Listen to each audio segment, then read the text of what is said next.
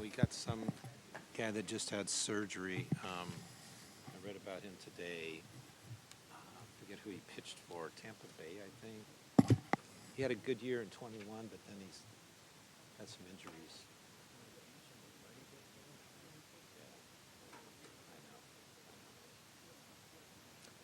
Yep.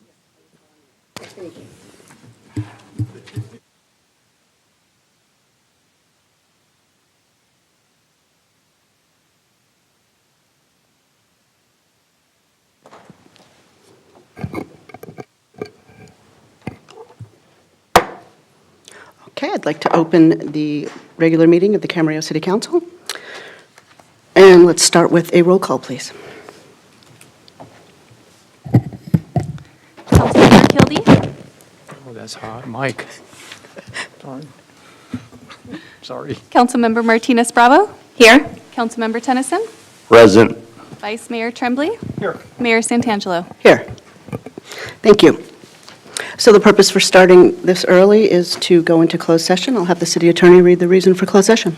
Yes, that would be Public Employee Performance Evaluation. The authority is Government Code Section 54957. The title is City Attorney. And with that, we'll adjourn into closed session.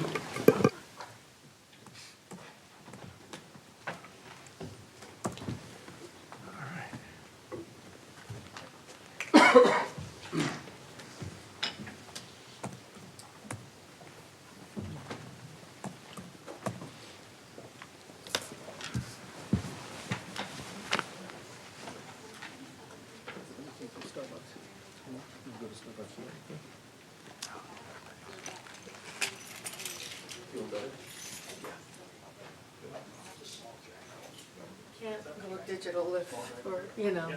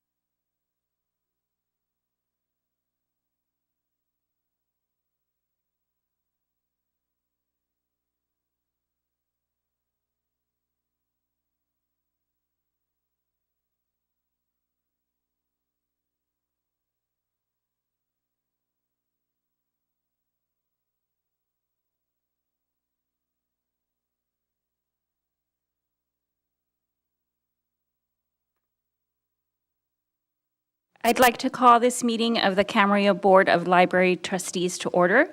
The time is now 5 o'clock. Please let the record reflect that all board members are present. Please stand and join me in the flag salute. Place your right hand over your heart. Ready? Begin. I pledge allegiance to the flag of the United States of America and to the republic for which it stands, one nation, under God, indivisible, with liberty and justice for all.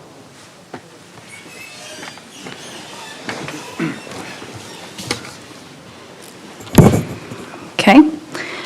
We will now move to the approval of the agenda. Do we have any amendments to this agenda? Okay.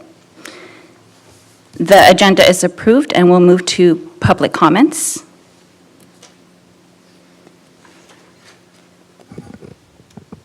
This is the time for public comments for anyone wishing to speak to the library board on items not listed on the agenda.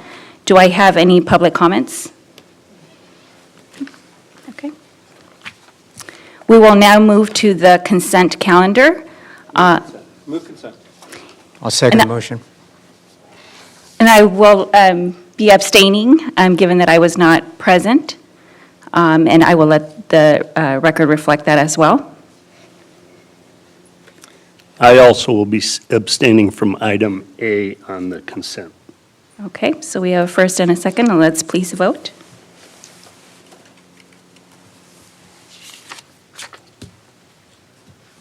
Okay, the motion passes unanimously.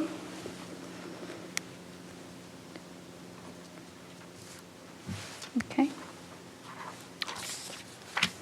Do any board members have any oral communications? Okay. At this time, we will adjourn the meeting of the Camarillo Board of Library Trustees. All right, I'd like to call the Camarillo Sanitary District Board meeting for December 14th to order, and let the record reflect that all directors are present. Any public comments for the Sanitary District? I don't see anybody making a mad dash to the podium, so we're going to get down to consent calendar. Has there been a motion and a second? I'll second the mayor's motion, but I wanted to pull item F. Item for F? discussion. Sorry. Item F? Yeah. Okay, why don't we approve that, Mr. Tremblay, and we'll get back to item F, unless it's just a question that you have. No, is Mr. Klotzel here? I Sorry. believe it, yeah. Yes. Okay, so let's go and approve the consent calendar, less item F. So there is a motion and a second for that, correct? Did you have a comment, Mr. Tennyson? I do. I will be abstaining from item A as well on this one. Okay, any other comments? And I will be abstaining as well. All right, very On the good. minutes. So with that, please vote.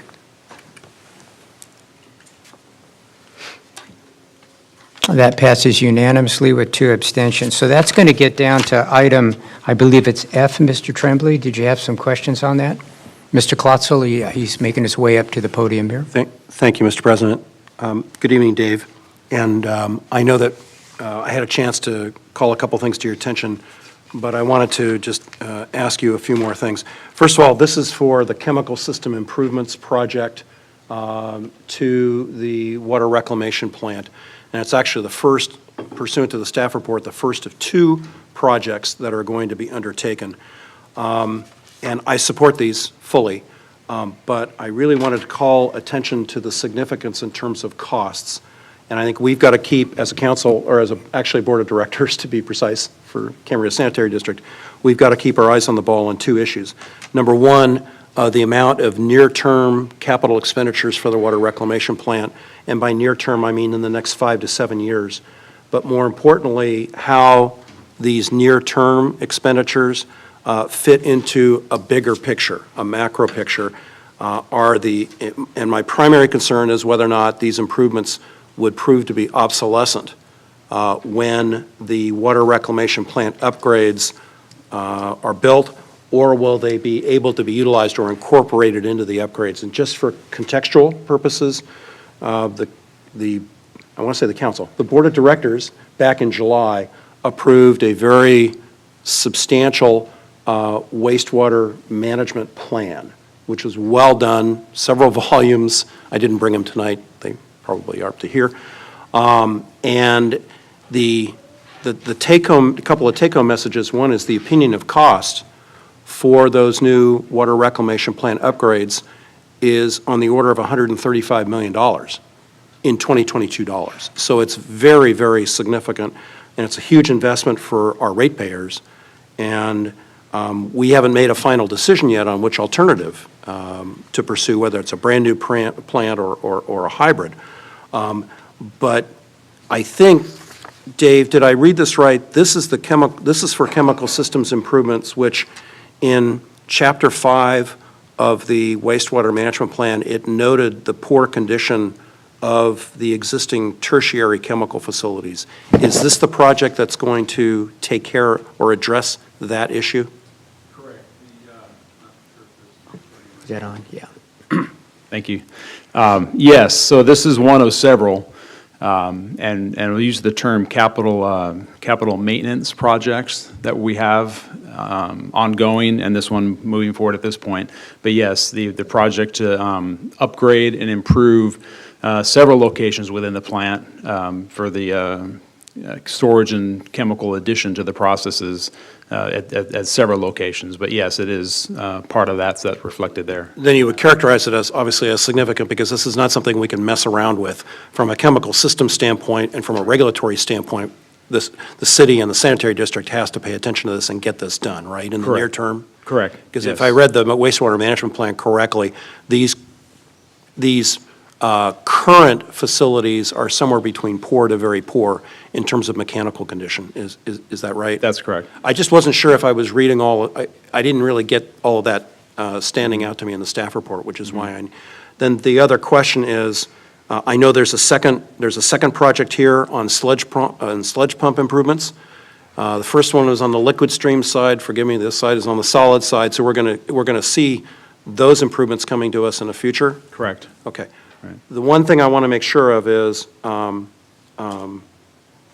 with these improvements, what do you anticipate, if anything, in terms of our ability to incorporate those into the new ultimate improvements that are going to be done in 8 to 10 years? I mean, these improvements in this project are close to $1 million. Mm-hmm. The sludge pump improvements are also going to be expensive. Mm-hmm.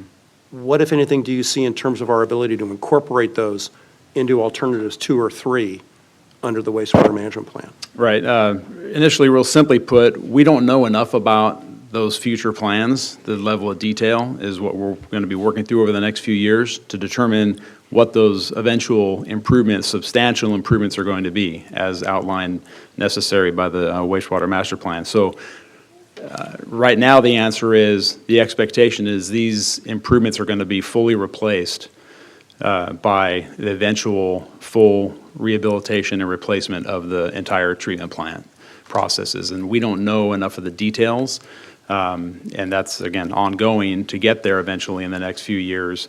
But these improvements are required now, and it's not expected that they will be incorporated into the future large project. Well, I think the wastewater management plan indicated about $7 million in terms of interim improvements, right?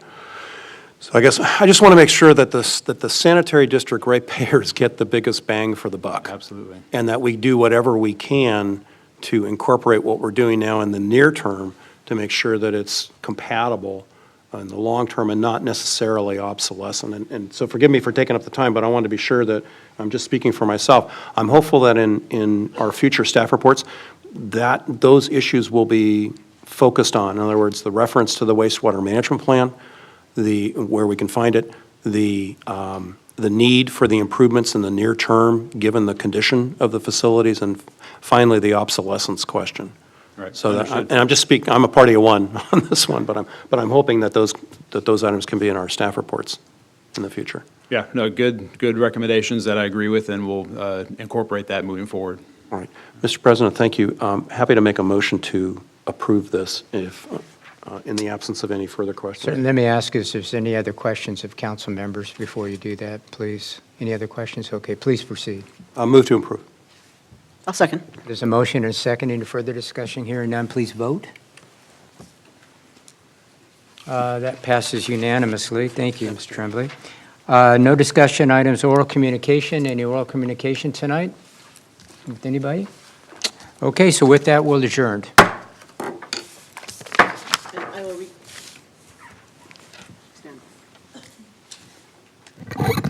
Okay, I will reconvene this meeting of the City Council. Let the record reflect that all council members are present. And we have a presentation tonight. The Friends of the Library, Friends of the Camarillo Library. Would you like to come up?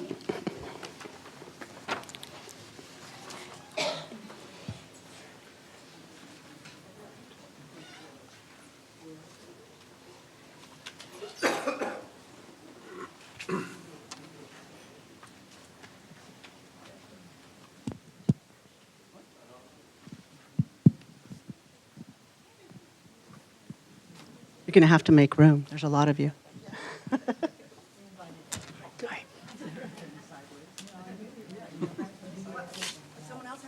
I think. There you go.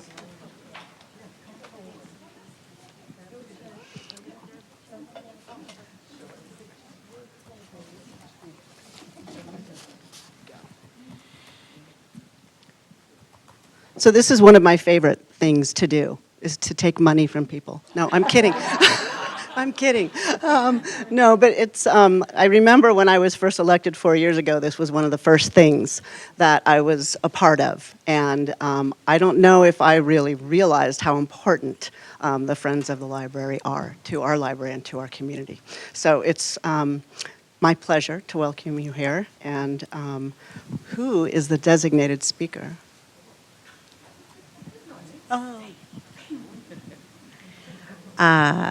Thank you. Well, first I have to thank all these people for coming because we don't usually come out here for these meetings, but we are so gratified to be able to gift funds to the city every year for the library resources and programs.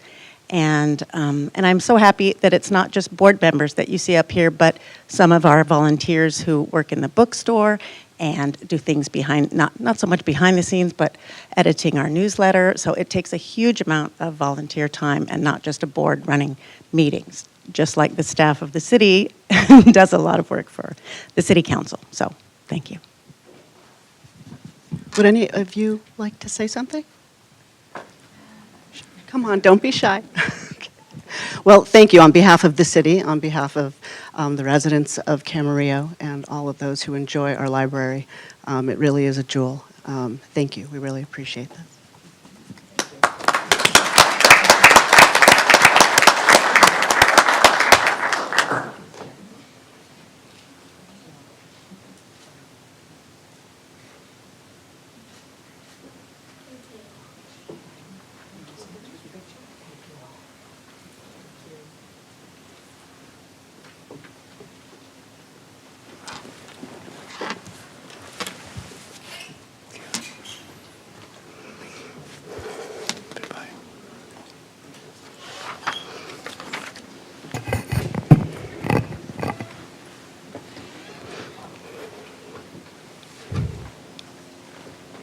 Okay, with that, we'll move on to the consent calendar.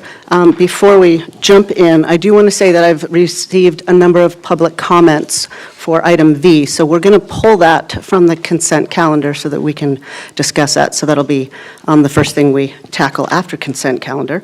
Also, we have on item F, there was a clerical change of date that has been made. And then, Carmen, I'm going to let our Assistant City Manager talk about item K. Thank you, Madam Mayor, members of the City Council. Another clerical error came into our attention on item K, which is requesting the amendment of City Council Policy 1.14, Employee and Volunteer Recognition. The policy has been revised or amended to to revise out any committees that have been dissolved or disbanded, or have made revisions to their bylaws. However, there is one foundation, the Camarillo Ranch Foundation Board is alive and kicking. They just had their event recently at the ranch. So they inadvertently were left in this policy to amend out. So the revisions to this policy do not include the Camarillo Ranch Foundation Board in its removal of that board. So we would want and we would welcome and invite the Camarillo Ranch Foundation Board to attend the volunteer recognition event. If council approves this report, then we will make that revision and post it publicly. Thank you. Okay. I will entertain a motion for the consent calendar. Consent agenda. Go ahead. Let's see, I'll move the consent agenda with the exception of item V, as in Victor, and with respect to item F, with the revision that the Assistant City Manager articulated. I'll second the motion. And I will be voting on the consent, but I will be abstaining from the minutes as well. I also will be abstaining from the minutes. Okay, with that, please vote. That passes unanimously. So that will bring us down to item V. So for public comment, you have 3 minutes.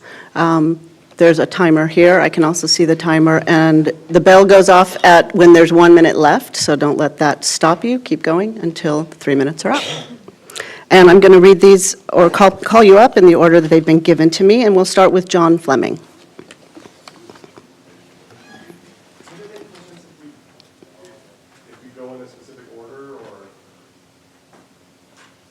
I don't know. Would it? Are you all together as a group? Okay. Who wants to go first? I don't have an objection to that, so.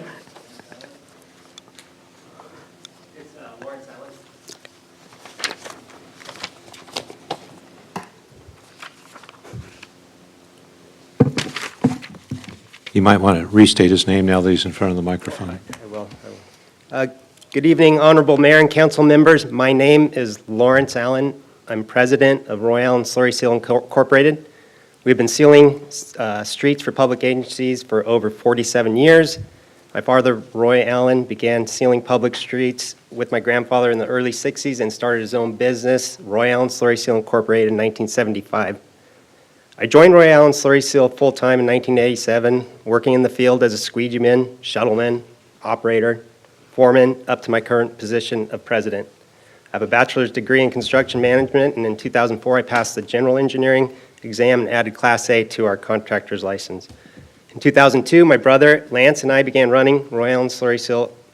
Over these 47 years, we've been in business. We have not been assessed liquidated damages, had a contract terminated, taken legal action against a public agency, or had legal action taken against us by a public agency.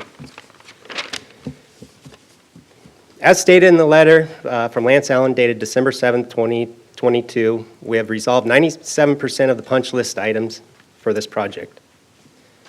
We have been trying to resolve the root barrier punch list item and have requested meetings in October to discuss this with the city and our subcontractor who performed the work, and were denied this meeting. The streets have been fully open to traffic with striping since August, and not only open, they look like our crews did a great job and look great. For the city to terminate a contract for such a minor portion of the work and an issue that we have tried to resolve seems very unreasonable and unorthodox. And that's all I have. Thank you.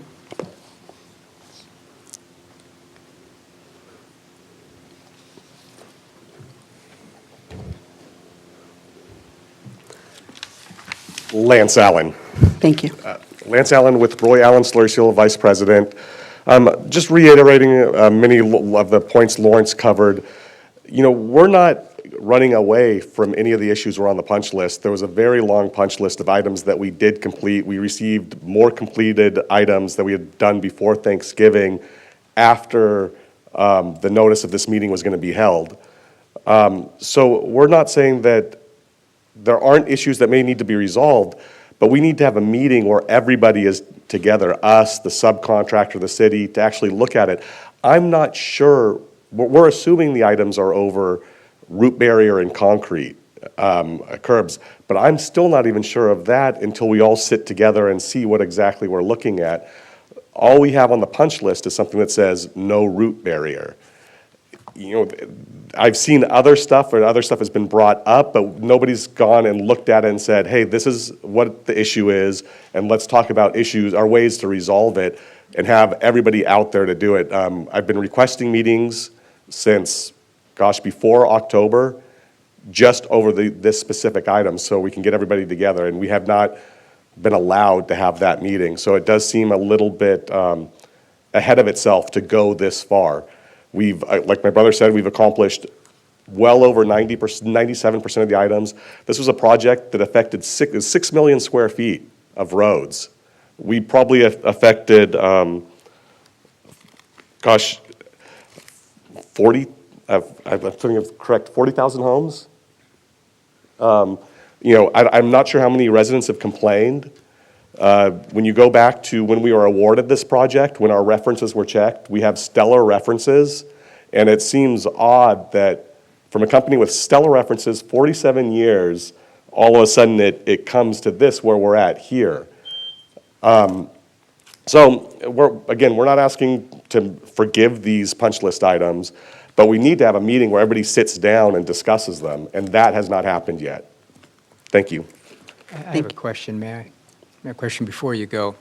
I just want to make sure that I'm hearing what you're asking here. Specifically, you're just asking for a meeting to try to go over what is remaining on the punch list, or is there some other items that you want to discuss as well?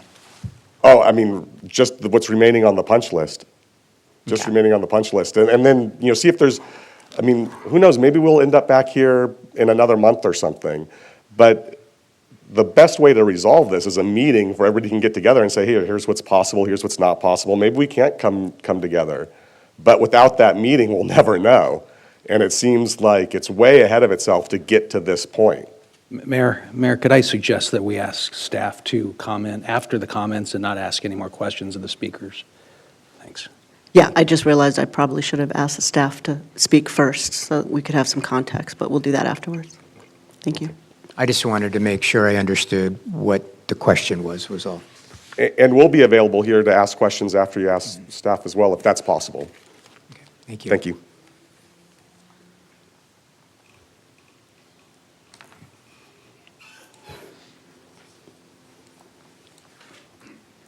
Good evening. My name is Jay Kirshner. I am with Pavement Rehab Company, so my contract is with Roy Allen Slurry Seal. We perform the curb and gutter and root barrier work that is a part of this punch list that's in question right now. I'm third generation in this industry. Pavement Rehab Company was born in 2019. You know, getting started under construction in that time period was difficult to say the least, and I know we were all impacted by events that took place. Our MO has always been to, you know, our third generation, I've learned that through integrity, accountability, that we're able to work through a lot of these things. We haven't had that opportunity yet here in the city to resolve this issue, and I've worked with Flowers and Associates in the past. I've worked Camarillo, Agora Hills, multiple cities, and our name and our work is very reputable, and I believe that given the opportunity to figure these things out, we will come to a resolution, but it's been difficult to this point. So I appreciate the time. Thank you. Thank you, Mr. Kirshner.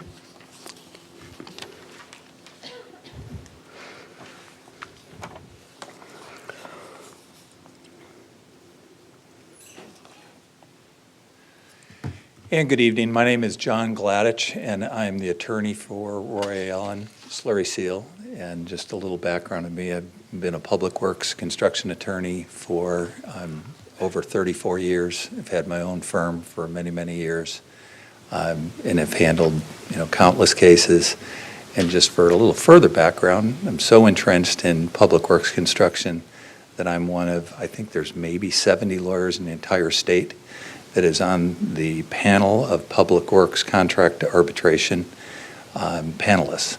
So I want to reiterate that it's highly unusual to ever have to come forward to a city council and talk about defaulting a client before there is a closeout meeting, especially over something as minor on a project of $3+ million as an issue of whether root barrier, which is a plastic product that is kind of driven into the soil between your very mature trees that are in the areas between the sidewalk and the street that come up against, and the root barrier goes right up against the backside of the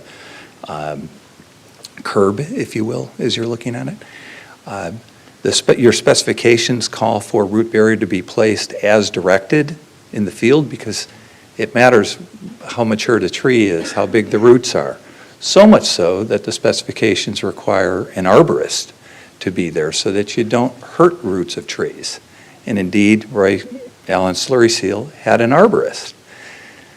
The issue of root barrier on this missing root barrier essentially comes down to that the inspector who is there directing where it should be placed by our subcontractor didn't take notes for the current inspector to be able to go back and see, oh, here's why root barrier is not placed here or not, which again brings up the issue of the arborist, who is here, Mr. Fleming, who I'd like to introduce and give you some background as to why you're not always just going to put root barrier places. It depends on the health of the tree, the location, the size of the roots, because after all, that's what you're concerned with doing is protecting the work of improvement, the new concrete that you're placing so it doesn't get beat by roots. That's why you have this root barrier. But also, more importantly, the trees are mature, and you can't just replace those. So my whole point is this is extremely unusual to not have a sit-down meeting with project staff and do a closeout before something comes up on an agenda item, let's default this contractor, which can have terrible consequences on future public works projects. Thank you. And with that, I'd like to introduce to you Mr. John Fleming. Thank you, Mr. Gladich.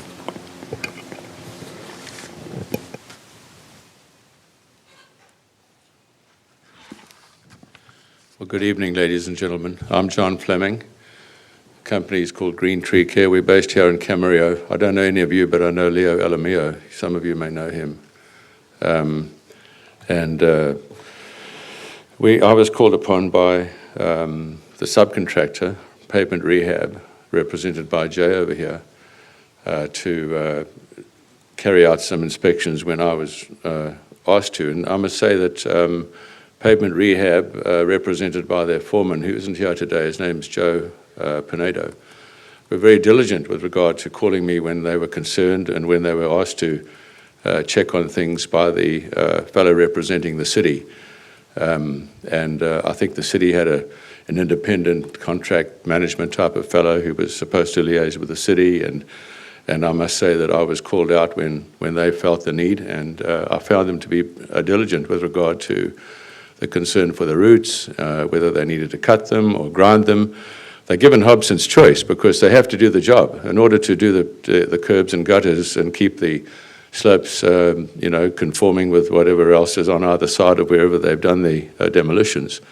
They did a good job, and I was asked to have a look at about 14 sites where somebody complained about there not having been some root barrier installed.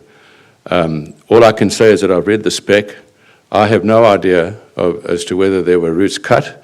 Neither do you, neither does anybody really, because the only way to do it is to go and destroy the whole thing, which would be ridiculous. By and large, what I found most of the time with regard to these mature trees was that the roots would extend longitudinally out inside the curb, so they didn't require cutting.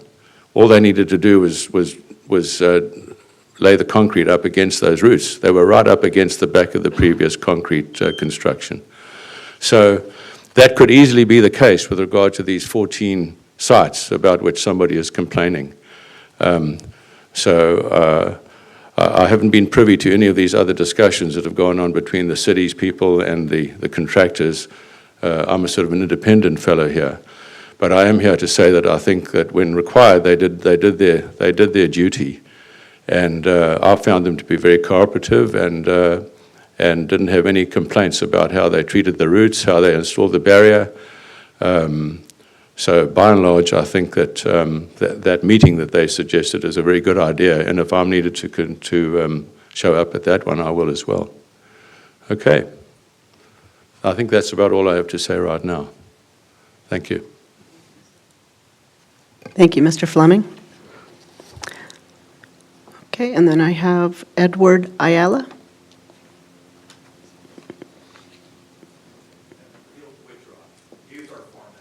Okay. Okay. Do we have a staff report?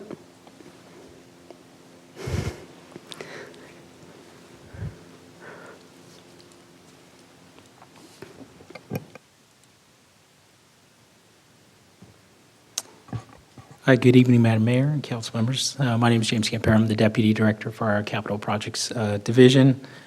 Just real quickly talk about the staff report. So as identified in the staff report, this is for our annual resurfacing project number ST5021. That project includes resurfacing various streets in central Camarillo, mostly residential neighborhoods south of Los Posas and west of Lewis Road. Construction was awarded to Royale in the amount of $3.74 million, and construction began in February 2022.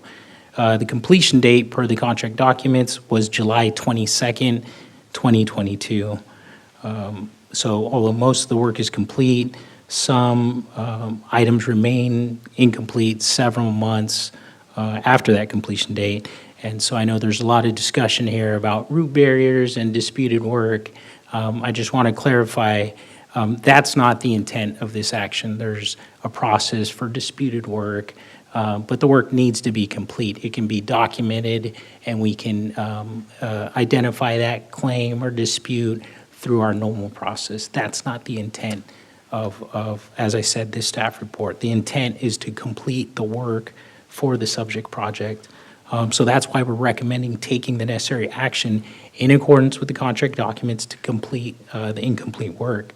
Because as I mentioned, the completion date was July 22nd, 2022. So I know there's discussion about meeting, and those were recent discussions about setting up a meeting. But there has been a lot of coordination that's occurred, and there's been ample opportunity to complete the work and coordination that's taken place. But the contractor has failed to complete all of the contract work, including the punch list work. So there are essentially 74 days over the completion date, and as a result, have over $100,000 in liquidated damages that's owed. We documented that information. We provided it with our weekly statement of working days, and yet the work remains incomplete. So as identified in the staff report, we did provide the final notice in November to Royale to complete the work, or else we would take the necessary action, and again, in accordance with the contract documents and the contract that we have in place, which is the item that's before council tonight. It's not actually terminating the contract. It's identifying the default and then correcting that default by performing the work, and we will document that work and the cost associated with that. And again, that can be disputed or discussed afterwards, but the important part is we need to complete that work that's out there. I guess in part of that, I just wanted also to note that our staff takes pride in the work that's done and the oversight that we have, and so we make sure all the work is completed in accordance with the contract documents. By no means are we trying to take advantage of the contractor or make money off the contractor, but we expect essentially to get the product that we paid for. And so some of these items, like we mentioned, the punch list, and I won't go into the details of what that is, but some incomplete work that's out there after a majority of the work's complete, such as damaged residential turf and parkways, or root barriers as discussed, or slurry seal aggregate on driveways or other concrete, that needs to be complete. And although that may seem minor to contractors, that's a major deal. That's a big deal to us, and that's a big deal to our staff. And so we make sure that gets complete. So from a monetary standpoint, although this amount may not seem much, and the action may seem, I guess, extreme from what I'm hearing, we want to make sure the work gets done, and that's our intent. Like I said, July 22nd, 2022 was the final completion date. We've been coordinating ever since, and now, in accordance with the contract documents that are in place, our intent is to take this action and complete the work, and we'll document the cost. And with that, I'm available to answer any questions council may have. Questions? I have a question. Mr. Kildee? Yeah, I appreciate that update. Is there anything else that you'd like to add at this particular point, or do you think you hit most, if not all, the bases? Yeah, I think so. Yeah, I mean, I think, like I said, the main point is we feel, I mean, July 22nd, 2022 was the completion date, and we have been working, our staff has been working diligently to get that work, the total work complete. And there are these, this isn't unusual, there are minor items that continue, but, you know, we're in December now, and that work's important to us, it's important to our residents, and we want to make sure it gets complete. And we're taking that action, like I said, and we're documenting the costs associated with it.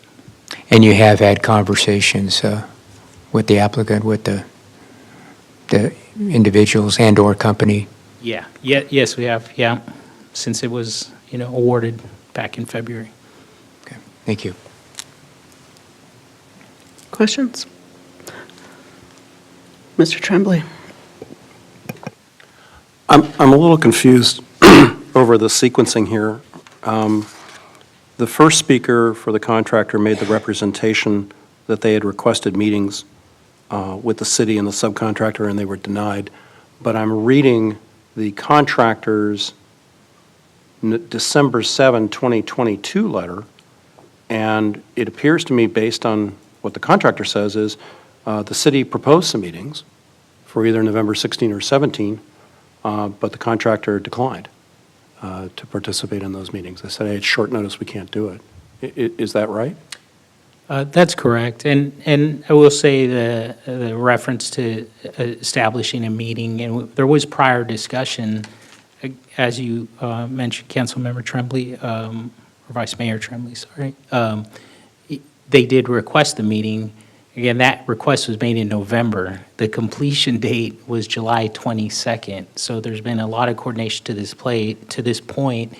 And at this point, that work needs to get done. We feel like it's been a long time. That work needs to get done. So there was prior discussion, but technically, yes, we did.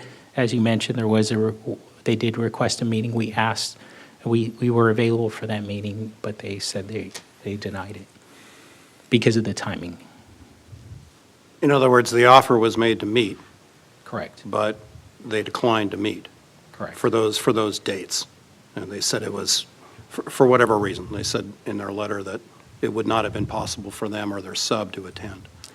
But the fact is, the city did make that offer to meet. Correct. I don't have any more questions. Mike, if nobody else has questions, I have one. It was sort of similar. I'm wondering what efforts the city did make then between July and now to get the work completed. I would classify it as substantial.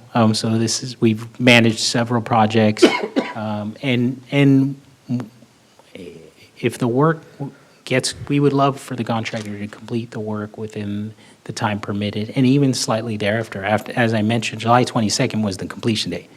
But there are certain there's checks and balances that need to occur.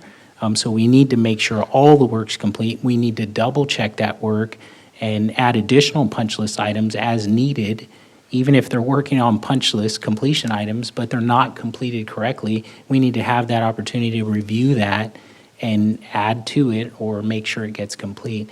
And so our staff, I feel our staff has exhausted our mechanism to encourage the contractor to complete all of the work, not 97%, not, 98%, all of the work that was done. And as the contractor mentioned, there were 150 punch list items. And yes, that's a lot, but that just goes to show the level of effort and care that our inspectors and our staff take on this project. That's a lot of work to walk all those streets to identify all these different discrepancies and items that weren't complete. And so we take pride in that, and we want to make sure it gets completed timely. And I would say between July 22nd and today's date, that's ample time to complete the work. Thank you. Comments? No comments. Okay, what's the will of the council?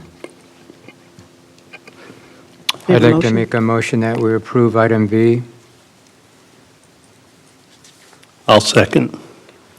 Okay, we have a motion and a second. Please vote.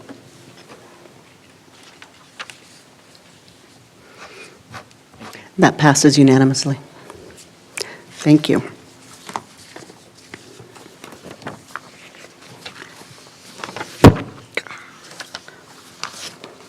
Okay, we're moving on to item X. And I believe we have a staff report. This is the amendment to the Camarillo Municipal Code, Section 11.72.030. Thank you, Madam Mayor, members of the council. My name is Mark Uribe. I'm the finance director for the city. And this item is to consider an amendment to the Camarillo Municipal Code, Section 11.72.030, and that has to deal with the cost recovery of police services for emergency responses from driving under the influence. Just as a framework, the emergency responses for a DUI are the staff time, the sheriff personnel that is required to respond to an incident, an arrest, and that can vary depending on the severity of the incident. If there are more vehicles involved, it may require more units, and there's a cost associated with that the city is entitled to cost recovery. The code, as it currently exists, has set a maximum of $1,000 per incident. The state of California has a government code section setting the maximum reimbursable amount that is currently $12,000 allowed per state government code. What we are proposing is to amend, through an ordinance, amend the Camarillo Municipal Code to reflect the maximum that is contained in the state government code of $12,000. This revision, suggested revision, was discussed with the policy committee, and they are now forwarding the recommendation on to city council. So with that, I am available for questions before opening the public hearing. Questions? Mr. Kildee. Yeah, Mark, so we're at $1,000 right now, and this would be the maximum of $12,000. What's the variance in between that? I mean, in other words, are we going to be getting closer to the 12,000 number? I mean, I would kind of think that the 1,000 is pretty low, but however, where's that median, if you will? There are a couple of stats in the report, but in general, out of the invoices, because we prepare an invoice after a conviction to request the reimbursement, out of the number of outstanding invoices, about 1/4 of them, 1/4 of them, have exceeded the $1,000 threshold, but not by much. I believe the average is probably closer to about 2,000. So we're not getting anywhere near the 12,000 on an average, but that gives some kind of a perspective on what we typically deal with. Okay, so this gives us a wider variance on what we potentially can do vis-a-vis what we can't do as far as that goes in. Correct. It allows us to recover the full cost in any event up to that amount. Okay, that's all I have. Thank you, Your Honor. Okay. Let me get this right. This is a public hearing, so I will open the public hearing. Do we have any public comments? Seeing none, I will close the public hearing and open up to comments from the council members. Madam Mayor, I'm in support of this, and I'm ready to make a motion on it if council feels, if you feel it's appropriate. I'd ask for reading of the title of the ordinance.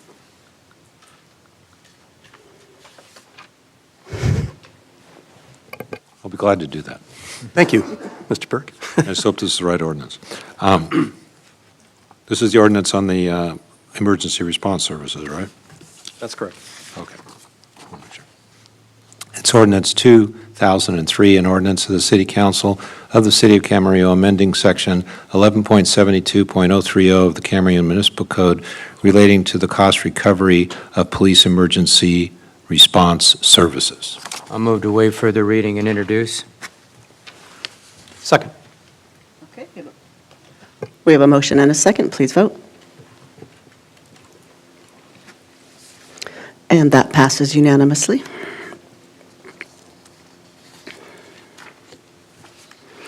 Okay, that brings us to item Y, and it looks like Mark is coming back for another report. Thank you. I'll just do a brief introduction, but this item is the annual comprehensive financial report. We use the acronym ACFR, but it's the city's financial statements. It is the result of the audit for the fiscal year. It is an independent audit that we do every year, required to do every year. And at this meeting in December is the completion of the audit and gets presented. We have a fiscal year end, June 30, 22, that is, this report covers. And this was reviewed with the Finance Committee recently, and now bringing forward to City Council. So because it is an independent audit, I will turn it over now to Robert Callanan, partner with Clifton Larson Allen, to do a brief presentation. Good evening, Mayor and members of the council. Again, Bob Callanan. I'll go by Bob instead of Robert in this presentation if you have any questions. But here to discuss the results of our audit of the city's financial statements for the year ended June 30th, 2022. Clicker right there. Thank you. All right, got that. So basically, the scope of services that we were contracted to do with the city.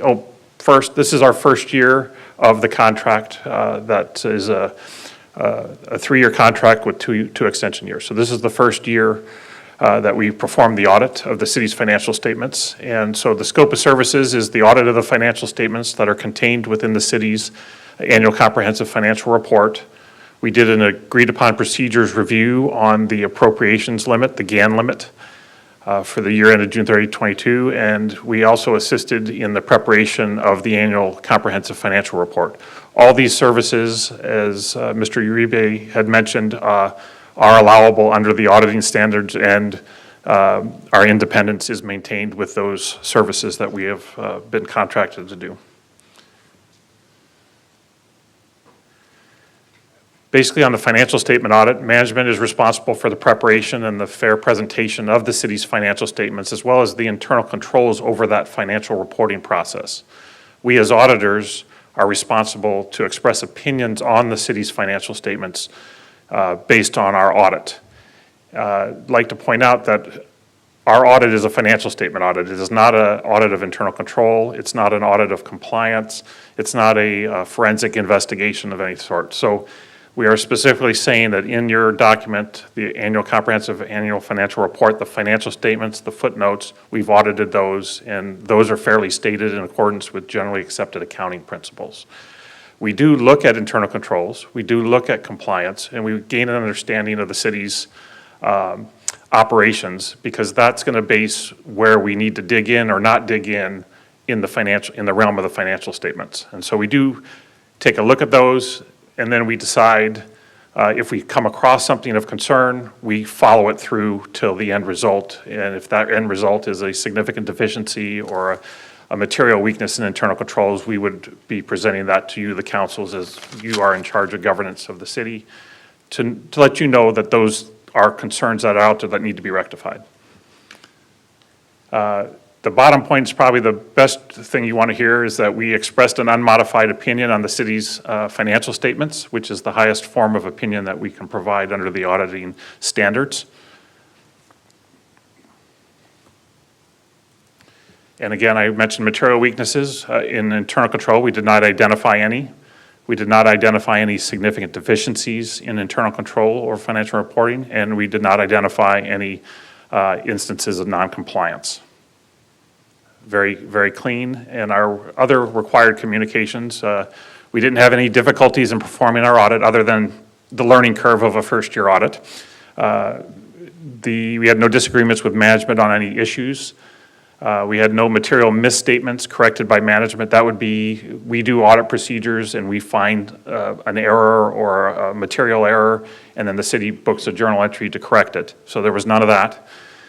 Uncorrected misstatements, those are ones that are real trivial or insignificant that we'll pass on because it doesn't overall affect the financial statement's fair presentation. There were none of those.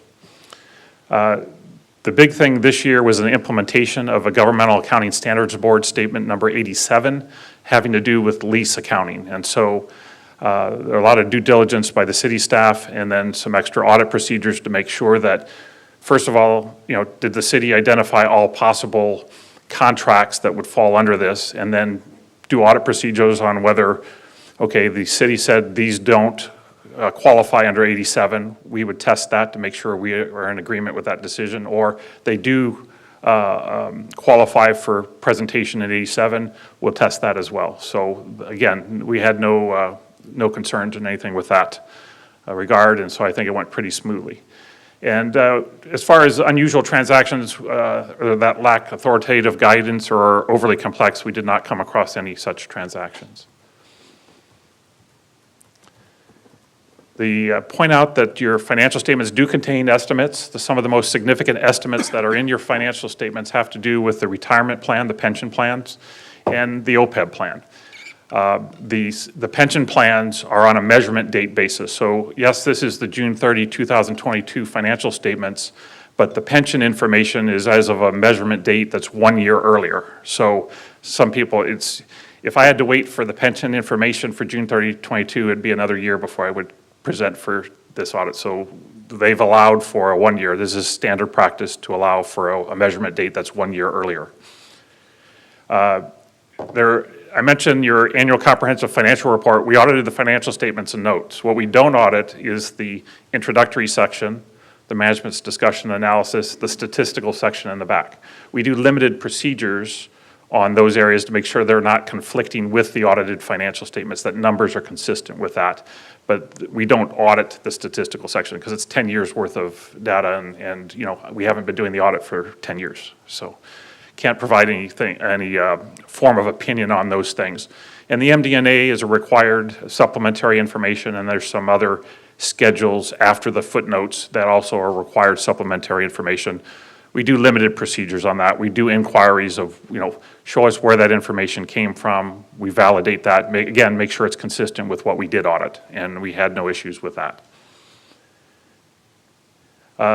Again, back to the estimates, the key estimates, I would refer to the retirement pension plan and OPEB plans that start in note 19. The estimated net pension liability as of June 30th, 2022, or a measurement date of 2021, is $16.6 million. And the city made employer contributions of about $4 million for 2021-22. OPEB is $536,000. And there's the OPEB contributions. I do want to point out this is kind of a measurement date 1 year, and a lot of this is market driven as far as how well our investment's doing or not doing. And so there's going to be some swings this year and next year as we all know how the market and inflation has hit. That's going to swing this estimated net pension liability, kind of move it a lot more than it might otherwise have been in the last 5 years. Just again, a synopsis of the government-wide financial statements contained in your annual comprehensive financial report, basically showing that the city increased their net position about $10 million. And general fund-wise, the general fund ended up with $86.8 million fund balance. That's an increase of $7.7 million from the prior year. And as far as revenue and expenditures go, they were within the final budgets that were approved by council. So with that, I open it up to any questions you may have regarding the audit. Thank you very much. Do we have questions? Mr. Kildee. Yeah, Bob, thanks for being here. It's good to see you in person. Yes, it is. We member of the Finance Subcommittee. I typically ask this question, but I'm going to ask you again, Bob. Is there anything that you can see in the way that our presentation and our financials are concurred in the city that we need to improve on, anything that we're not doing that we should, other than perhaps, obviously, there may be some more state regulations that come down that none of us can predict. But is there anything that you can see that we're not doing that we should be doing? Because we all take great pride in our finances in this city, and I know, at least as one council member, I'd like to know if there's anything with all your wealth of experience that you can see that we ought to be doing that we're not. Nothing came to my attention in that regard, and I think I mentioned in the Audit Finance Committee meeting, the one thing that I think a lot of cities are behind the eight ball now is cybersecurity, and not just cities, it's businesses and industry. And I know the city, in our conversations of understanding internal controls and what's going on, I know there's a process in place that's trying to go forward to help mitigate those risks, and those are the risks that I would be concerned about on a going forward basis. You know, you don't want to get a ransomware attack where it shuts down city operations, whether it's even from the emergency response or finance not having access to your data to do the daily tasks that are necessary to keep things going and operationally for the city. So I see that's a good sign that ball is rolling forward to whatever end it goes, but that's kind of the message I've done for a lot of my clients, is to make sure that, you know, cybersecurity, IT, and the risks associated with that are addressed and dealt with. Thank you. Any more questions, comments? Mr. Tremblay. Thank you for your presentation. The three things that I think are most significant are, A, you expressed an unmodified opinion. B, there were no issues regarding internal controls. And C, the audit communication letter was clean as to all aspects. My comment is that does not just happen by itself.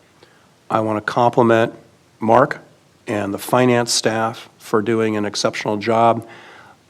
I noted in the CAFR, when I read it, that you included a copy of the Government Finance Officers Association Certificate of Achievement for Excellence in Financial Reporting for the city for the fiscal year ending June 30 of 2021. That was the 34th consecutive year for the city to have done that. And I would fully expect, you know, hopefully we'll hear about number 35 here soon.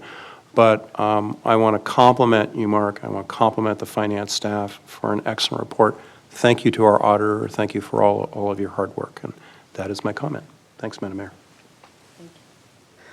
Thank you. Any other comments? I'm just going to tag on to that. Thank you for the report, and thank you, Mark, and everybody in finance.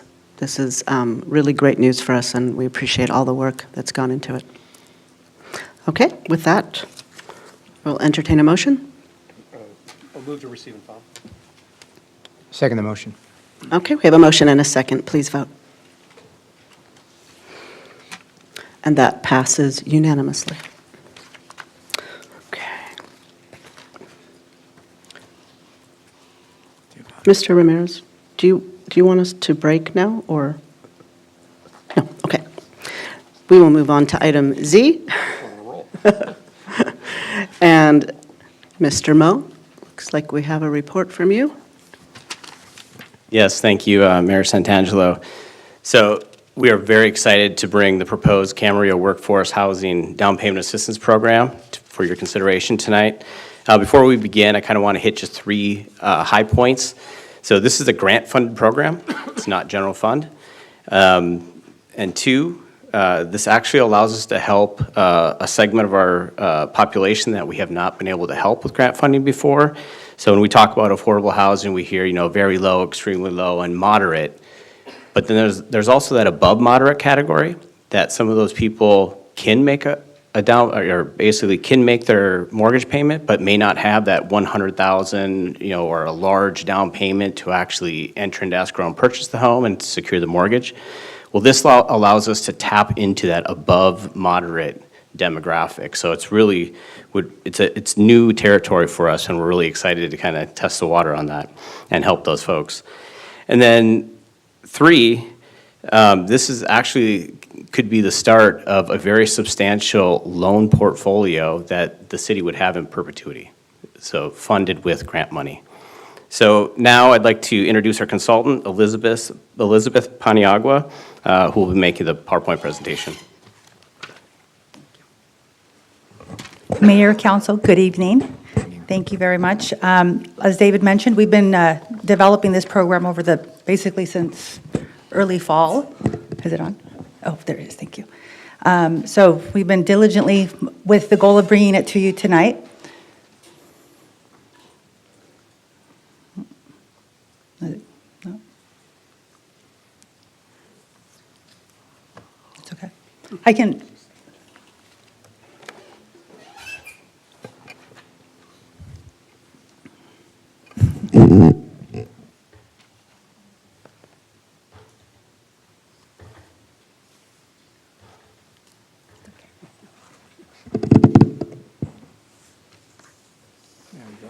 There we go. So our Camarillo Workforce Housing Down Payment Assistance Program. So the idea behind this program actually started a few years ago when staff applied to state funding. At that time, they designated the funding specifically for the program that's before you tonight to expand local workforce housing. And we'll get into the details of that. So the primary purpose of the program is to assist first-time home buyers with down payment and closing costs assistance. This in turn was going to reduce the monthly the monthly cost of the family as they take on a mortgage. Now again, the design behind the program is to assist local working families. So, and we're targeting Camarillo residents and employees of local businesses. So we expect to assist about 9 to 10 families with our initial funding that we have right now, and then about 2 to 3 on an annual basis with the goal, as David said, of creating that revolving loan fund as funds are repaid back over the years, and we can continue the process for future families. So the maximum loan amount of the program is going to be $50,000. It's going to carry a simple 3% interest rate, and it's deferred for 10 years. A family would be able to purchase a single-family property, townhouse, condo in the community.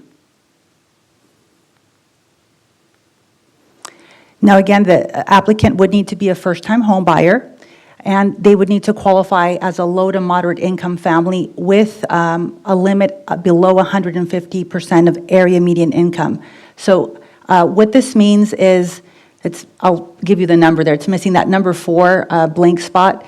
We've purposely increased the amount that a family can earn in this program. So a family of 4 would be able to earn about $173,000 a year and still qualify for this program. Now that's done intentionally with the goal of a family actually being able to afford a market rate home in the city of Camarillo. Currently, as of last month's numbers, we're looking at the high $700,000 range for a single-family home, or the very low $600,000 range for a condo. So the family's going to need that kind of income in order to qualify and even get approved for a mortgage loan in the city. Now, we are going to give priority to lower income applicants as applications come in, Camarillo residents and employees of Camarillo businesses. And we are also going to give priority to some of these red areas are targeted census tracts that are identified in our housing element. So those individuals will also have priority in the application process. Now, the applicant is going to have some requirements as they come in. They're going to have to come in with at least 3% of a personal contribution, their own monies.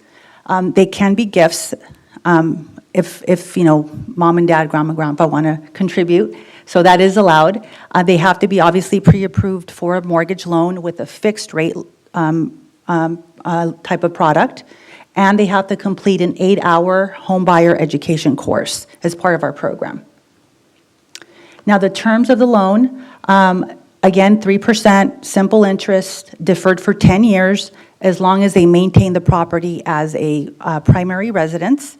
Don't sell it, don't refinance it, don't do rent it, lease. At that time, it'll trigger repayment back to the city. And then the loan will be secure on the property with a deed of trust, promissory note and agreement. And then we will require annual verification of the property owner, make sure that they're still living there and they're current on their tax payments and insurance payments. So we'll do that annually from the city side. So what are the next steps for the program? We're waiting on final approval from the state of California on the guidelines, and we hopefully will get those in the next couple months, and we can launch in early of next year. Once we do that, we'll begin the advertising in the community, city website, local channel 10, a newspaper, newsletter, targeted mailings to those particular census tracts that we identified, and then we'll just start getting applications in and processing as they come in, giving priority to the list that we have. So that concludes my presentation. Happy to answer questions if you have any. Thank you. Questions? I'm going to start on this side. Mr. Quick Tennyson. question. You said no cash refi, but with interest rates relatively high compared to what they were a year ago. Right. 4 or 5 years down the road, could they refi to take advantage of lower interest rates if they don't take cash out? Yes, thank you for the clarification. Yes, we do have some specific language in the guidelines. They just would have to request that from the city, and we just have to have some verification from the lender saying that they're not getting cash back. And we could approve that, yeah. Thank you. Dr. Martinez Bravo. Thank you, Ms. Paniagua, for the excellent presentation. I'm very excited about this program, given the avenue of creating access to having folks own a home. I did have a recommendation or more of a comment under program delivery. Yes. Under advertisement, you talk about, getting this out through our city website, our channel, our flyers, and direct mailings. And so one question is, will some of these mailings and some of this advertisement be in Spanish, number one? And then number two is, given that different populations, and I'm thinking about the Latino community, who is very perceptive to utilizing radio, can that be incorporated? Or my recommendation would be for it to be incorporated, given that many Latino folks utilize radio as their main source of news. Hi, James Fowler, Senior Planner with Community Development, for those of you who don't know me. As far as incorporating radio, if that's technically possible, from the city perspective, I would need to kind of talk to our outreach coordinator. I see no reason why we couldn't. And as far as bilingual, absolutely. Okay, thank you. Thank you. Thank you so much. Mr. Kildee. Yes, thank you. So the maximum amount of this is $50,000, is that correct? Yes. So how many of those do you feel that we'll be able to do? Is this a yearly program then? We'll be doing it yearly? Yes, until funds are exhausted. So the funds are coming in from the state of California, and I believe it's about $130,000 a year average, and it's based on property tax, the tax roll, right. So that's going to vary a little bit, but I think we're comfortable with about 130 average a year, and it's a five-year fund that's coming in from the state. So do we feel that the number, do we want, to help more people, or do we want to help the ones with more money? What do you think will happen here with that? Well, with the total, we're projecting about $750,000 in the total fund from the state, and that'll probably be able to do about 14 to 15 total loans. But once they're repaid back, we're looking at about $15,000 of interest for those 10 years that are going to be repaid back on top of the 50. So the goal is to slowly start building that revolving loan fund, and it'll probably be a couple years to catch up to where we actually have the monies to continue it back out. But the goal is to create something that we can continue using. And my final question is, this is just help with the down payment so they could qualify for the loan, is that correct? Right, so they can increase that number. So if, like I said, the average condo right now is in the very low 600, so if they can only qualify for 550. Yeah, that this number- might be able to bump them Bump 'em. up to the qualification of maybe to purchase the condo. An entry level, right. Yeah, so I'm excited about it. Yeah, I hope we can do Great more program. along this. Yeah, thank you. We'll move on to comments. Mr. Tremblay. Thank you for the excellent presentation. Thank you for putting this together. I'm fully in support. I took special note of what you said, Dave, and which is this also allows us, in terms of the big picture, it allows us to assist a segment of the population that we've not been able to assist. So it's part of the overall fabric of providing assistance to people. So I think it's an excellent program, and I'm fully in support. Thank you. More comments? Okay, my comments. I'm really excited about this. For what Mr. Tremblay just mentioned, hitting that segment of the population. But I'm a renter, and there are so many times when I say, if I could afford a mortgage, it's probably going to be less than my rent. That's going to be going up soon. But it's that down payment, which is really an obstacle for so many people. So really, really excited about this, excited about the fact that we'll be able to keep this going into the future and help a lot of people. With that being said, I will entertain a motion. So move both staff recommendations, items 1 and 2. I'll second the motion. Thank you very much. We have a motion and a second. Let's vote. And that passes unanimously. And we're just going to keep going and move on to oral communications. Do you want to do your drought task force separate from your comments? Or? Up to you. Okay. Up to you. Whatever you want. I can do them later after everybody else. Let's make it part of your comments, and I'm just going to start with you. How's that? Oh, okay. Perfect. Okay. Thank you, Madam Mayor. Meetings attended on November 10, an outreach meeting at the Grove. November 30, I had a statewide board meeting for California Association of Sanitation Agencies. Thank you, Christy. December 2, a Ventura County Transportation Commission board meeting. On December 3rd with the mayor, I was present at the Livingston Memorial Light Up a Life ceremony in Constitution Park, which was wonderful. On December 7th, we had our reorganization council meeting.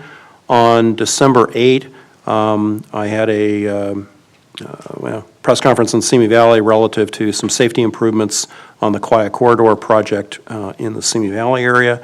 And then I attended with the mayor the Camarillo annual tourism lunch for the Camarillo Hotel and Tourism Association. I have a comment about that in just a minute. It was great, very informative. December 9th, I had a meeting of the Metrolink Board of Directors in Los Angeles. On December 10th, with all of my colleagues, we had the Pleasant Valley Recreation and Park District Christmas Parade, and thank you again to PVRPD for doing a great job on that parade. And together with Mr. Tennyson and Dr. Martinez Bravo, we were at the Kids Stream Housewarming Happy Hour on December 10th, which was a really nice event. And then today I had a Drought Task Force meeting, December 14th, a Drought Task Force meeting that I'll talk to you about in a minute. A couple things just on the tourism lunch. There were a number of, there was a good amount of information that was relayed at that lunch that I thought was informative. One, and just from a number standpoint, what CHTA had on their screen was from visitors staying in hotels, motels, and short-term vacation rentals, spend $61 million in the city in this last year. I think that was 2021, if I recall correctly. Travel spending supports 1,660 jobs in Camarillo. Visitor spending generated a total of $6.9 million in local tax revenue and $9.8 million in state tax revenue, a total of about $16.8 million. From a transient occupancy tax standpoint, in 2020, the amount of transient occupancy tax revenue was about $1.8 million. In 2021, $2.7 million, and in 2022, about $3 million. And we took a huge hit, right, when COVID came, and everything just sort of cratered for a while, but now it has really come back. And I know that in our fiscal year 22-23 budget, the TOT produces about 5.5% of the total general fund revenue. And I think the recommended budget number for 22-23, if I remember right, was about, I'm looking at Mark as I said, it's about 2.75 million, but CHTA is anticipating an even higher number. So these are all really good numbers from a financial standpoint, and I want to compliment CHTA on the work that they're doing. Secondly, just a real quick update on the Ventura County Transportation Commission.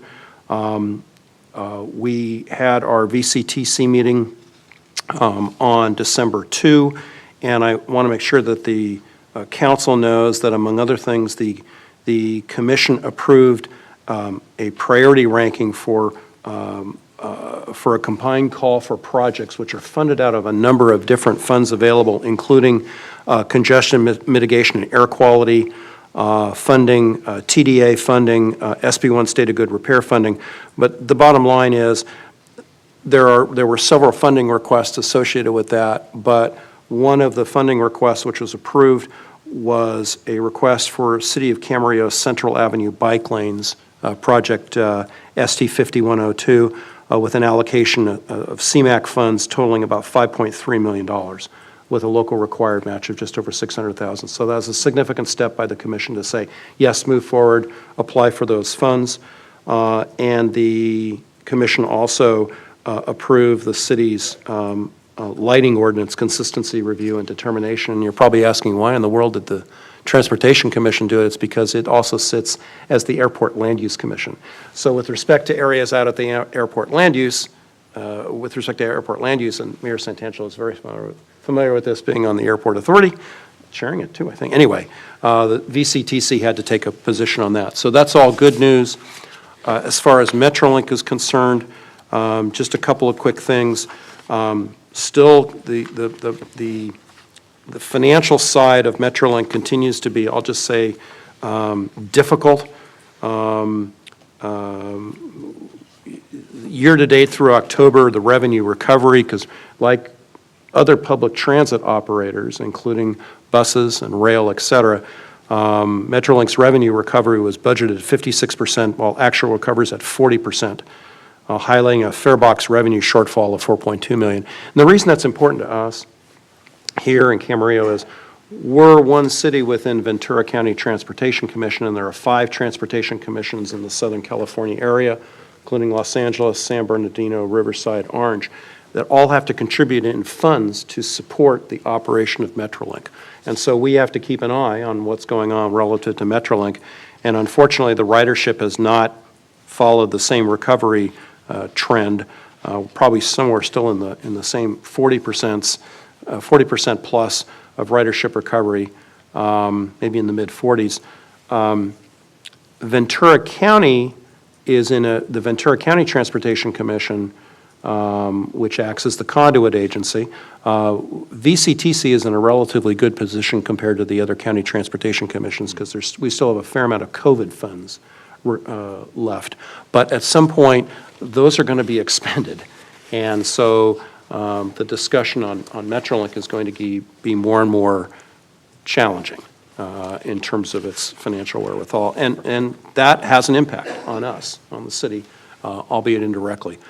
Okay, Christy, and now we've got the Drought Task Force update, and there was a drought, and I apologize, we only got the materials after the meeting. The meeting was this morning, and we got the materials, I think, late morning, early afternoon.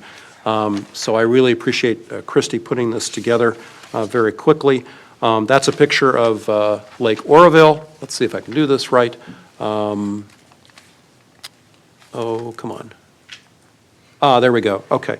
This is probably one of the most important slides that you want to take a look at.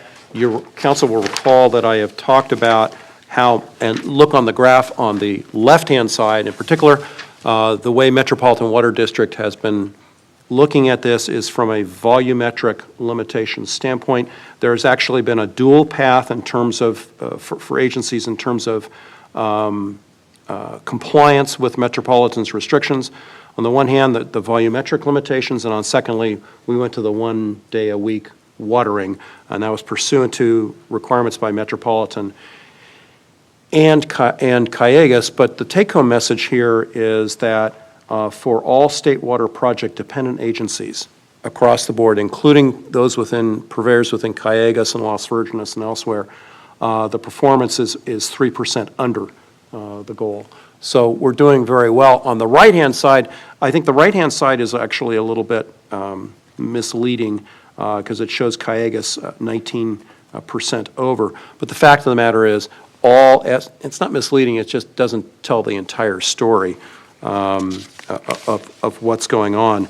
The fact of the matter is that within our area is fully compliant with MWD's programs, although our area is over MWD's volumetric limit allocation. That's because we're at the 1 day per week. And Mr. Klotzel can hopefully nod and say, or Mr. Matsuoka, I think, who was on the call, in case I run afoul, you will correct me, right? Okay, but I think I'm doing okay. Next slide. So it's okay to continue the 1 day per week potable water outdoor irrigation restriction. That's continuing. But here's a take-home message. Here's a over 30% reduction in imported water use, and all of you have hard copies of this presentation in front of you. So that is good news, including, you'll see, for example, for City of Camarillo at 18% under, 18% reduction. I'm sorry, I misread that. 25% reduction in imported water. So that's good news. So looking ahead to 2023, because that's on everybody's mind, including this current hydrologic cycle, which is this month and the first 3 calendar months of 2023. So we already had an announcement by the Department of Water Resources announcing an initial state water project allocation of 5%, although, as the right-hand side notes, that's actually better than the 0% allocation from last year. Nothing crystallizes the mind like being told as a water purveyor that you have 0% initial allocation from either Bureau of Reclamation or DWR, but at least it's better. But obviously the next 3 months from a hydrologic cycle is critical. Interestingly enough, remember that our area is state water project dependent, and we've had, and I don't want to bore you with it, but remember that Metropolitan, in fact, had water in storage it could have sent our way, but it could not do so because of inadequate conveyance, and that's what we spent a lot of time, and the mayor and Mayor Moshe and all of us spent a lot of time over the last 6 months looking at. But it could be, we may be able to, Callegas indicated today that we may be able to exit the emergency water conservation program and enter into something called a less stringent water supply allocation program, but it, again, sound like a lawyer, but there's a big surprise. It depends. It depends on what our hydrologic cycle does. But we may be able to go into what's called a regional water supply allocation plan. So we will see what happens for 2023. And then these are slides that Callegas provided on monitoring the developing hydrology in the Northern Sierras with some pretty cool shots from the UC Berkeley Snow Lab and how they do that. Good news, we had great storms in December with the 8 to 14 day precipitation outlook, and this is a slide from NOAA, National Oceanic Atmospheric Administration. But the downside is the next 14-day outlook is kind of dry, unfortunately. So the take-home message is, the 1 day, according to Callegas, I think the key area is that all areas within metropolitan state water project dependent areas are within volumetric limits, and it looks like we're going to be continuing that path into next year. The 1 day a week watering, but stay tuned. Now, just this afternoon, in mid-afternoon, Metropolitan Water District declared a drought emergency for all of Southern California.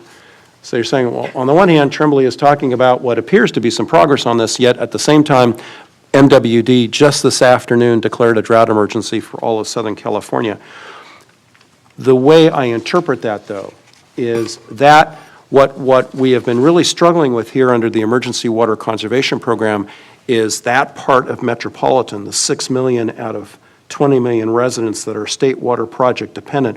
We've been existing under this Emergency Water Conservation Program, even though, as I've said before, we are second-class citizens from an equitable supply reliability standpoint. What Metropolitan did today, though, the way I read it, is they said, hey, all of Southern California may be under these restrictions, not just the state water project dependent areas. And the reason for that is, first and foremost, Colorado River supplies are shrinking, not expanding. And there's real concern by Met on this. So it's possible that, according to this news release by Metropolitan, Metropolitan will consider allocating supplies to all of its 26 member agencies, requiring them to either cut their use of imported water or face steep additional fees. To which my feeling is, hey, we've already been doing that in our area now for several months under this emergency program. So stay tuned. I realize that Metropolitan's announcement this afternoon was a little different in scope or different in tone than what we just heard here, which was some, I would say, cautious optimism. But on the other hand, what Metropolitan is doing is saying, hey, all of Southern California, not just not just our state water project dependent area, we may be going to further restrictions. And that is my long update, and thank you, Madam Mayor. Thank you. Mr. Kildee? Okay. Bear with me just one moment here. Okay. Meetings attended. November 17th, they had a BRSD meeting. Also, that same day, I had a VCOG administrative meeting.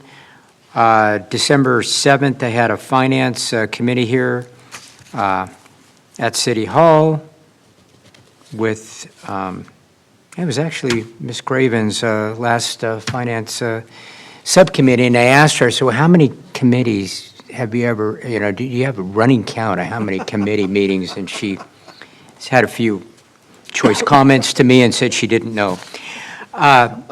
So I also represent a city, the outgoing mayor of Simi Valley, with the certificate. I did attend the Christmas parade,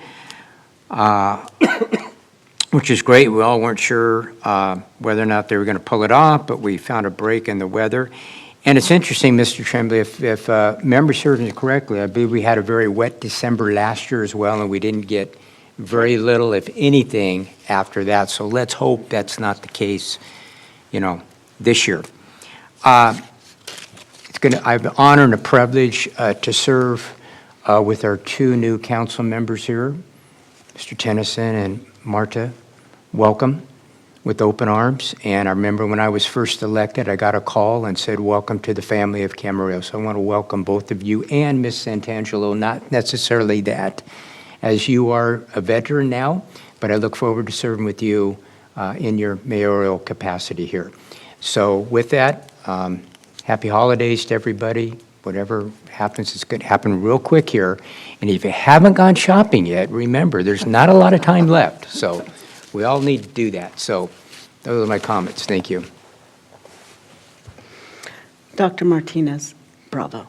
Thank you. I had a very fun time attending the Camarillo Christmas Parade with my colleagues here and my family, and hearing David being Santa right behind me.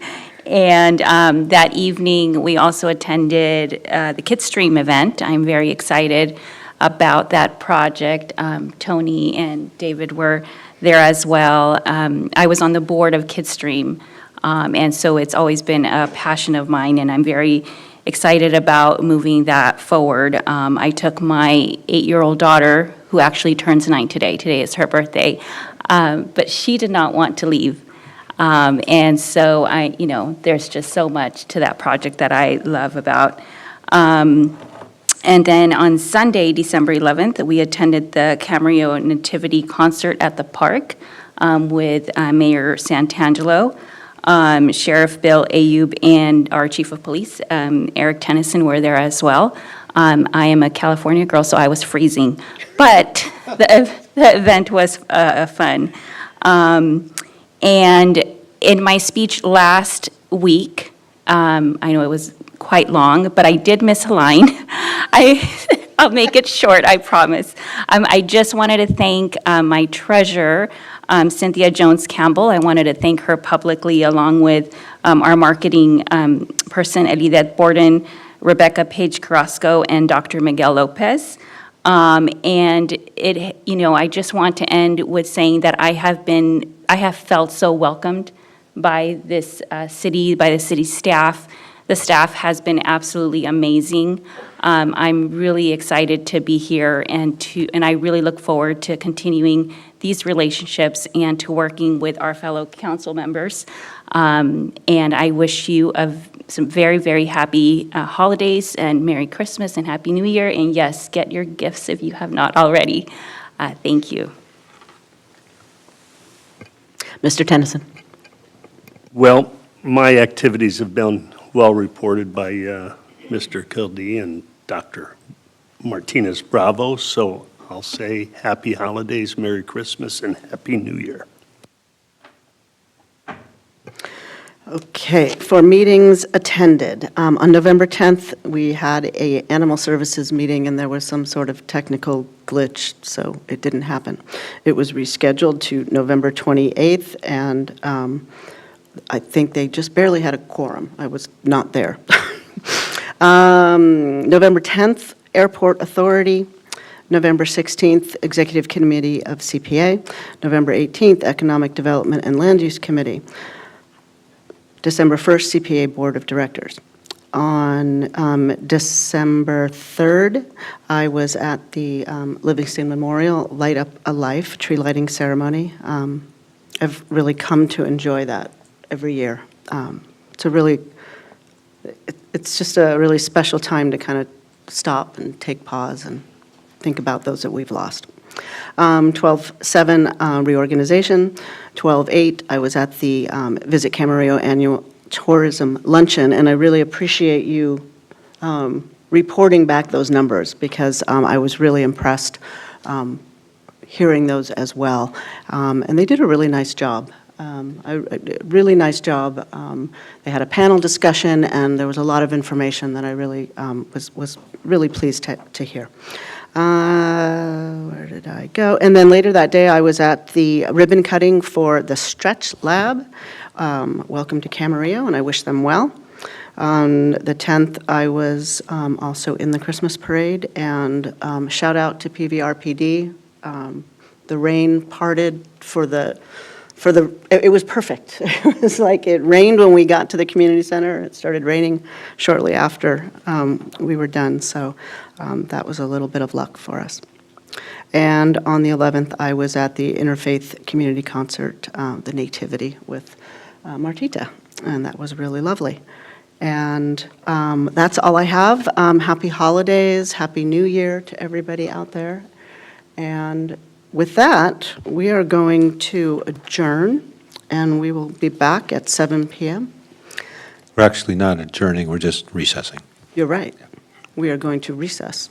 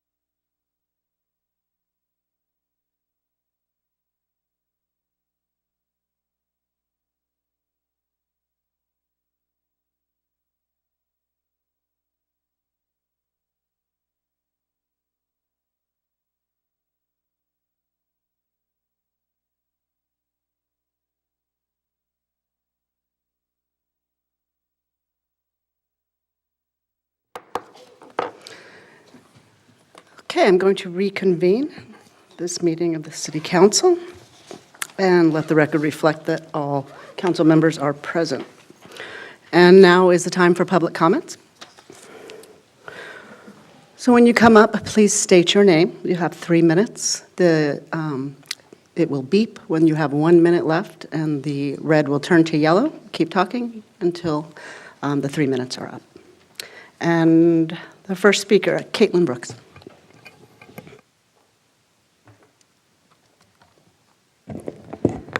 Good evening, Mayor Santangelo and council members. My name is Caitlin Brooks, and I serve as the Program Manager for Transportation Planning for the Ventura County Transportation Commission. I'm here tonight to announce the release of our draft Ventura County Comprehensive Transportation Plan. The CTP is a long-range planning document adopted by VCTC that will plan for the future of transportation for the county over the next 20 to 30 years. The draft incorporates socioeconomic data, community priorities, and local transportation solutions, while also placing a special emphasis on inclusion of disadvantaged and underserved communities to create a more equitable transportation future for all. I think the best way to describe the plan is that it's similar to a city's general plan, but focused on transportation at the regional level. The draft is available on our website, goventura.org/CTP, and we're looking for feedback on the draft, and the deadline to submit comments is January 10th, 2023. We've shared the draft with VCTC's technical advisory committees that include representatives from the city, and we look forward to a review of the plan. We also hosted a virtual public workshop on December 6th, which was recorded and is available on our website. While I'm here, I also wanted to announce some initial results of the Youth Ride Free program that was launched earlier this year. Through the Youth Ride Free program, anyone age 18 or younger is eligible to use fixed route and general dial-a-ride services for free. Students older than 18 who are enrolled in high school are also eligible. Riders can travel to any destination at any time, not just to get to and from school. In October, the second month of the program, there were 83,000 youth rides on Ventura County buses, accounting for 23% of the total ridership. The College Ride Free and Youth Ride Free programs combined accounted for 32% of all transit ridership in October. We're excited to share the initial numbers, and we think this will likely lead to a rise in overall transit ridership. And I also have Youth Ride Free flyers. If anyone is interested, I can leave a stack. Thank you for your time, and we look forward to your review of the CTP. Thank you. Thank you so much. Thanks for being here.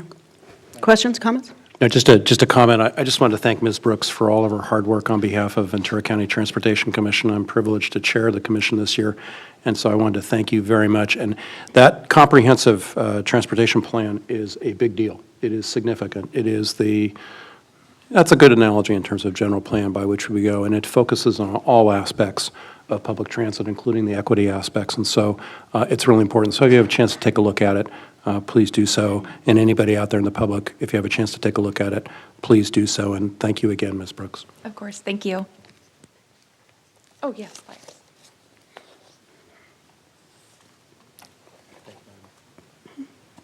Okay, next, Bellaroo.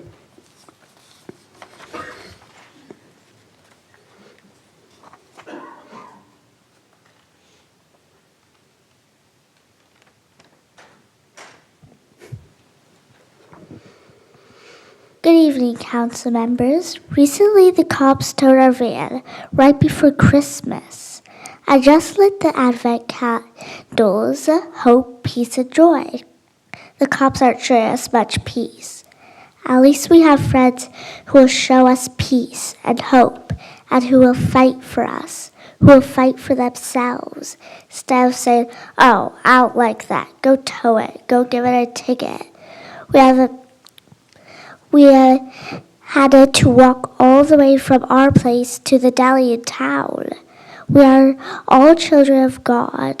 Again, God gave us the golden rule, treat others how you want to be treated.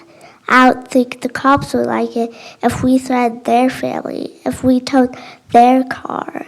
Maybe they towed our van because they didn't want us to come here, or maybe they didn't want us to get clean clothes or showers when we are sick. All I ask is you realize what you're allowing to happen and stop. Good night, council members. Thank you for your time.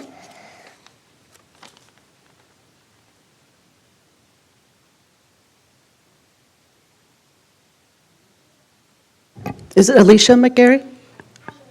Aloysia.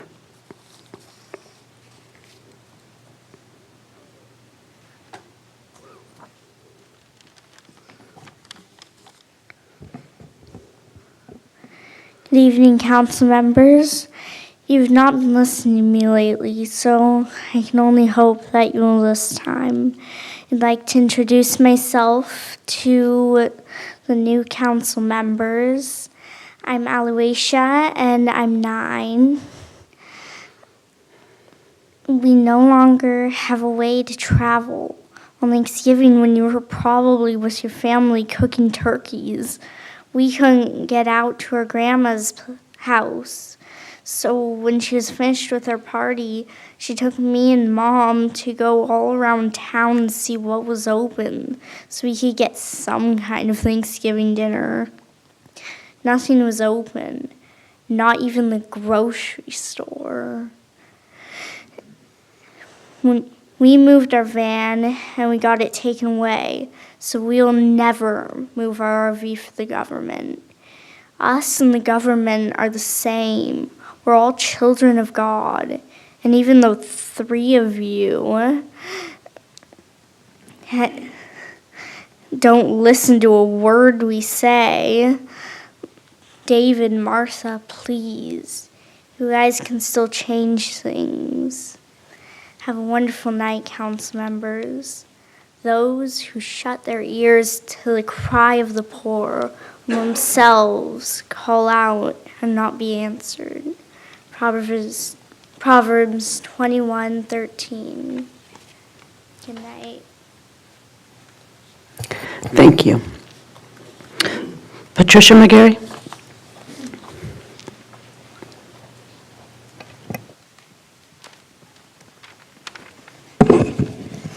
I'd like to start off by welcoming the 2 new council members. I look forward to getting to know you guys better. I have 2 themes to explore with you this evening. The American Heritage Dictionary of the English Language would define ignorance as the condition of being uneducated, unaware, or uninformed.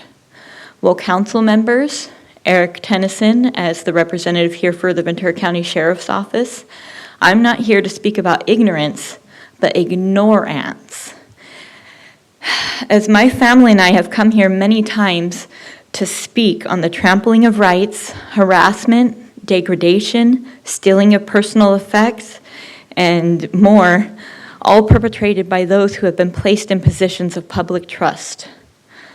Thus, with the established awareness, this can only be a case of ignorance. With all the issues we've been having with the Ventura County Sheriff's Office, I tried to file an official complaint against the Chief of Police, the Assistant Chief of Police, and our current homeless liaison officer. I reached out, I tried calling the Ventura County Sheriff's Department in Ventura, the HR, as well as the Ashley Leonardo of Internal Affairs, in which I left 2 messages, and it's been a week and a half, and she still will not return my call so that I may file my complaint. More ignorance. Finally, the wanton ignorance of the City Council. Though we have tried many avenues and times to reach out to our representatives, last time we came, we had 13 with us, asking to be seen and heard. Will you listen now? We asked Eric Tennyson to sit down with some of our community and maybe a representative from the city. He said it probably wasn't going to happen. How can we come up with solutions if they all want to remain stuck in ignorance? I only hope that this new iteration of the City Council shows more accountability and less ignorance. Listening to Martita's speech yesterday and her assurance of making this a safe home for us led me to the other theme for tonight, hope. Not just for myself and my family, but for all of you as well. I hope your promises are not just words. I hope that you never have to learn what struggling to meet your family's daily needs feels like. I hope as you hold those you love in your warm houses, you remember this is a season of peace and new beginnings.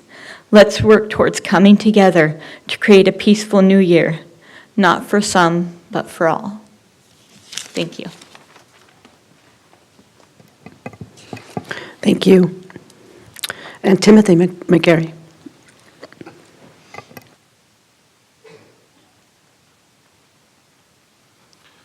Good evening, council members, mayor, city staff. I'm Timothy of the family McGarry. I've lived in Camarillo for 25 years, most of them in a house. I'd like to start out, before the offspring of familiarity intercedes, on congratulating the new members up there on the dais. I do pray and expect there to be new minds and hearts behind those new faces that I see. But therein lies the problem, right? Expectation is the mother of disappointment, and hence breeds that product of familiarity. I watched with reserved hope last week as you took your Article 20 oaths of office. I screen capped, and I hope you don't mind, that I hate to dwell in the thought that there's going to be malfeasance, and I'm going to need to bring that video up and remind people of those oaths they took. But I guess that just kind of brings me right back to that familiarity I have. I'm going to ask forgiveness out the gate on this one, but Dr. Councilwoman Martinez Bravo, the expectation for you is much higher. I don't feel unfairly so, as the community I serve and support the best I can live in District 5. We have a diverse, intelligent group of individuals from the homeless, GRT, and freedom communities. It touched my heart to hear you speak of home in your acceptance speech, welcoming those known and unknown to be at peace and find rest. Though you didn't make the physical motion, I imagined your arms outstretched in front of you, welcoming everyone and beyond in languages that they could understand. It called to my mind the Statue of Liberty enlightening the world. Christ she with silent lips, give me your tired, your poor, your huddled masses yearning to breathe free. The wretched refuse of your teeming shore, send these, the homeless, tempest-tossed to me. I lift my lamp beside the golden door. I've often and long believed that if voting changed anything, they would have made it illegal a long time ago. I truly pray that the City Council can change my heart and mind on this. Thank you very much for your time. Thank you all for your comments. Okay, at this point, we need a closed session report from our attorney. There is no reportable action in the closed session. Thank you. If there is nothing else, then I'm going to adjourn this meeting until our next one. January 11th? Is that right? Good. All right.